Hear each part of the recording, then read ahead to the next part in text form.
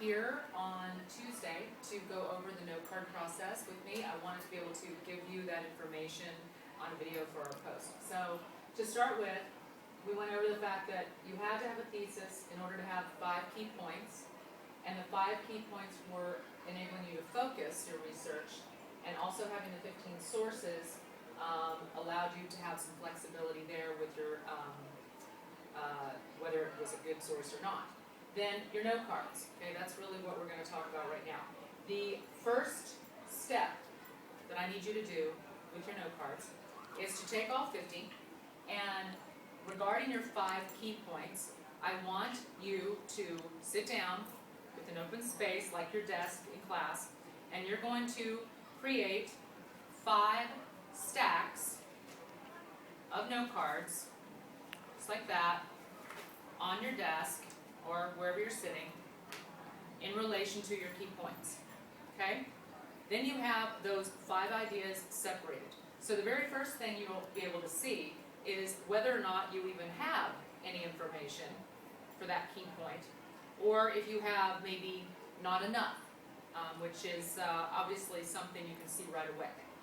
Then, secondly, once you are able to see, okay, maybe here I need to, get some more from someplace. The second thing is to weed out any redundancy. So I'm going to keep my stacks, and I'm going to go through each one, and as I'm looking and reading through what I wrote for that one key point, I'm probably going to have at least a couple of cards that I basically said the same thing. So if that happens, it's all right. We all do it. It's not a big deal because I'm expecting it. And what you want to do is get rid of that redundancy and create just a separate pile of cards over here. We're not throwing them away.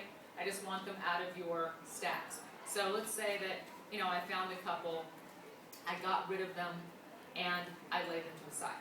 The way that you want to choose the best card to keep, there's a couple of things. If, let's say, you had 2 cards that were saying the same thing, but one was a primary source and the other was secondary, you obviously want to keep the primary source. If both were primary, and let's say you had one with a direct quote and one with an indirect quote, again, you obviously want to hold on to the stronger card, so that would be your direct quote. So it kind of works like that. You can figure that out. So then we do that for each of our stacks. So then you've cleaned out anything that's just being repeated. Then you also may have something I call awesome cards. So you could have 1 or 2 max that you want to pull out that maybe it's just the perfect quote. It's this card that says exactly what you want it to say.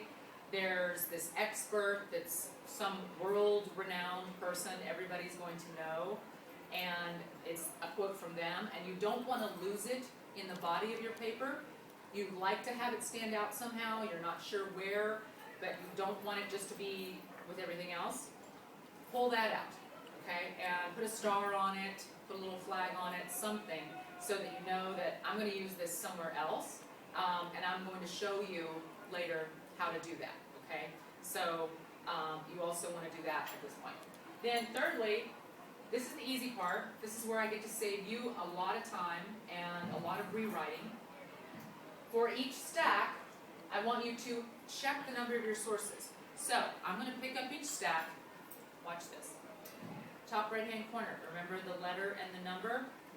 Look how quickly I can look right there in that corner and have checked the sources to see that I have more than 1 or 2. I got B, I got H, I got G, I got F, I got E. Awesome. I'm set. This key point has 5 different sources that I'm using for it. I'm done. I nailed this one, okay? So I did that in seconds. And what you want to do in each stack is not only seeing you have enough information, but also that you have at least 3 sources and at least 5 cards in each stack. So if you're right there at this point, you've got 3 sources in each stack, and you've got at least 5 cards to work with for your paper, then technically, you're done. This is the body of your paper right here.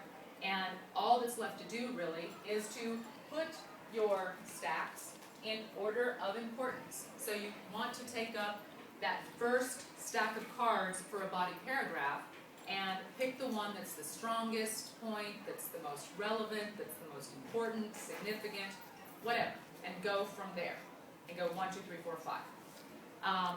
Finally, once you do that, then you can go through each stack as well and have the actual cards go in the order that you want them to go, according to your language, according to the way they flow together, making sure that you don't have the same quote, the same source one after the next. In that way, you want to mix up your sources, you want to be able to make the transitions between them work for you, and again, that's on you, but you get to kind of manipulate that on your own, and really all that's left are the filler transition words. So that, in essence, my friends, is about 80% of your paper done. And I think that's all I've got.